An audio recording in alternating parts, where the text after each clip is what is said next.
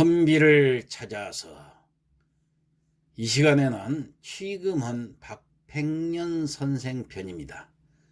사육신의 한 사람이지요. 본관은 순천, 자는 인수, 호는 취금헌.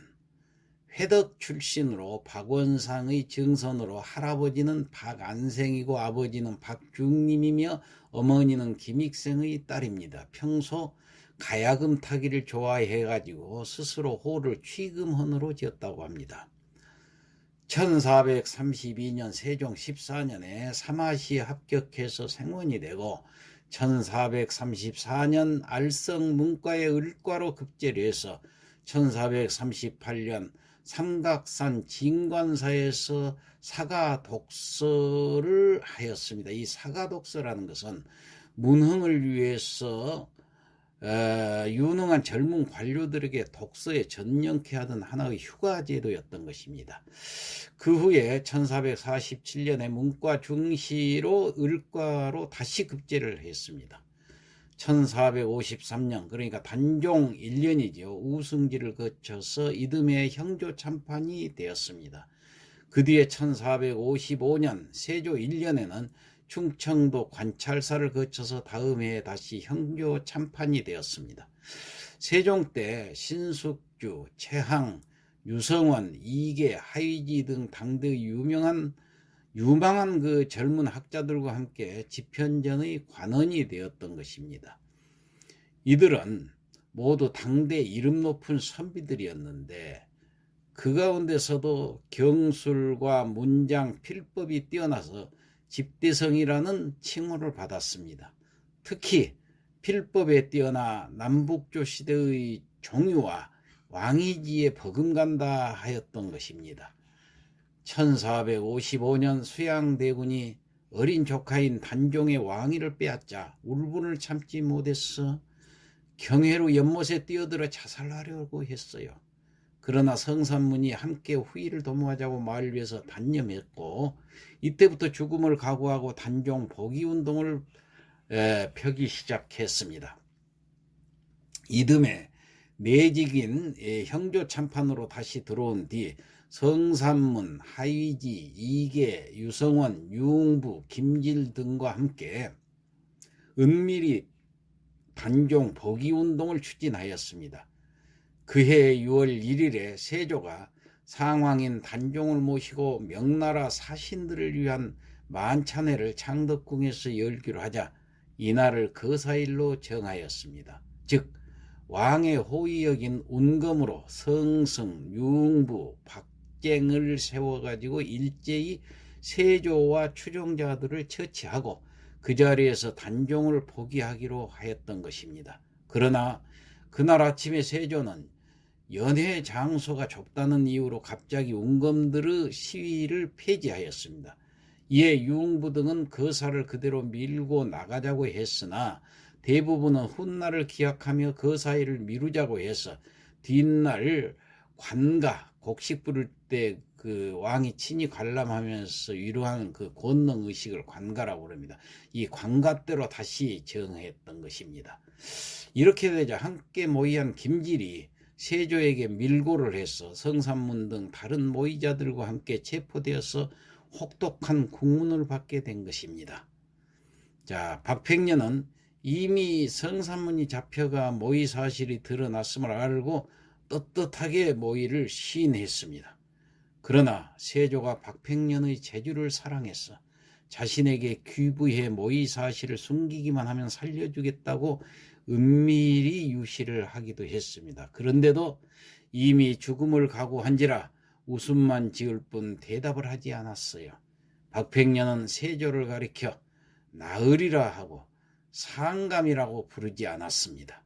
세조가 노해서 그대가 나에게 이미 신이라고 칭했는데 지금 와서 비록 그렇게 부르지 않는다고 해서 무슨 소용이 있느냐고 하자 박팽년은 나는 상왕, 즉 단종이죠. 상왕의 신하이지 나으리의 신하는 아니므로 충청 감사로 있을 때도 한 번도 신자를 쓴 일이 없다고 대답을 했습니다.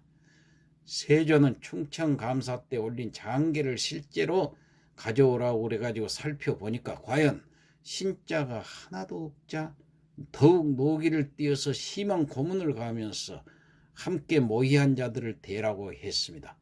박팽년은 서슴없이 성산문, 하이지, 유성은, 이계, 김문기, 성승, 박쟁, 유흥부, 권자신, 송석동, 윤영선, 이휘와 자신 아버지 박중림이라고까지 대답을 했습니다. 심한 고문으로 그달 7일에 옥중에서 죽었습니다. 다음 날에 다른 모의자들도 능지처사를 당했습니다. 아버지도 능지처사되시고 동생 박대년과 아들 박헌, 박순, 박분이 모두 처형되어 3대가 참화를 입었습니다. 이와 함께 어머니, 처, 제수 등도 대역 부도의 가족이라 해가지고 공신들은 노비로 끌려갔던 것입니다. 단종 복위운동이 일어났을 당시 나이가 어렸던 남효원은 성장한 뒤에 이 사건은 많은 피화자 중 충절과 인품이 뛰어난 성산문, 박팽년, 하이지, 이계, 유성원, 유흥부 등 6사람을 골라서 행적을 소상히 적어 후세에 남겼는데 이것이 바로 추강집의 사육신전입니다. 이때부터 사육신이라고 불렀던 것입니다. 그 뒤 사육신은 조선시대의 대표적인 충신으로 꼽혀왔으며 그들의 신원을 위해서 많은 사람들이 노력해 오다가 마침내 1691년 숙종 17년에야 이들의 관작이 회복되게 되었던 것입니다. 그러나 3대가 화를 입은 멸문이 되어서 그에 대한 자세한 행장이나 문집 등이 오늘날 전하고 있지 않은 것은 참 안타까운 일입니다. 다만 남효원이 지은 그 추강집의 사육신전이나 다른 글의 간헐적인 기록이 남아있을 뿐인데 집현전 학사로서 세종과 문종의 깊은 총애를 받았을 뿐 아니라 집대성이라는 칭호를 받았다는 기록으로 보아서 경국 제세의 명문이 많았을 것으로 추측이 됩니다. 그러나 문집이 전하지 않으면 매우 안타까운 일이 아닐 수 없습니다. 단종이 왕위를 잃게 되자 두 임금을 섬길 수 없다는 그 대의를 위해서 눈앞에 기약된 영화와 세조의 그 회의책을 가면히 거절하고 죽음과 멸문의 길을 서슴없이 걸어왔으니 이와 같은 높은 절이는 오늘날까지 온 국민의 숭앙의 대상이 되고 있습니다. 묘는 서울 노량진 사육신묘역에 있습니다. 이 묘에는 그저 박씨지묘라는 글만 표석에 새겨져 있을 뿐입니다. 그 이유에 대해서 허적은 성산문 등 육신이 죽은 뒤에 한 의사가 그들의 시신을 거둬 이것 강남 노량진이죠. 노량진 기슭에 묻었으며 이 무덤 앞에 돌을 세우되 감히 이름을 쓰지 못하고 그저 아무개성의 묘라고만 새겨 나왔기 때문이라고 설명을 하고 있습니다. 이 묘역은 1978년 사육신공원으로 단장되었으며 장릉 충신단에 배향이 되었습니다. 또한 영월의 그 창절서원 등 여러 곳에 제향되었습니다. 절의를 기려 송시열이 지은 박팽년 선생 유허비가 대전광역시 문화재 자료 제8호로 지정되어 있고 시호는 충정입니다. 그가 남긴 충절어린 시조를 지금 읊어보고자 합니다. 우리 시조를 되살린다는 자긍심을 가지고 가사를 따라서 함께 읊어보시기 바랍니다. 까마귀 눈비 맞아 희는 듯 겁노매라. 야광 명월이야 밤인들 어두우랴. 임향한 일편 단심이야 변할 줄이 있으랴.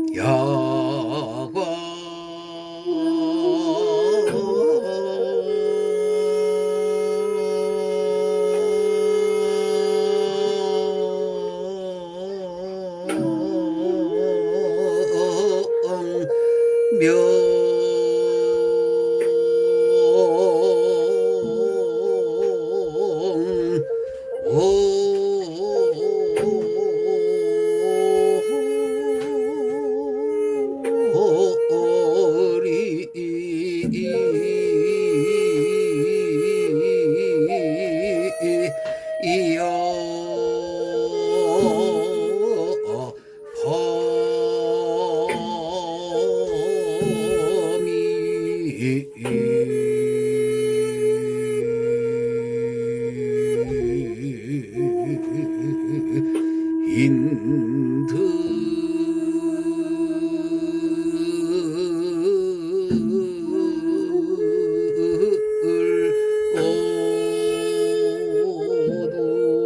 오도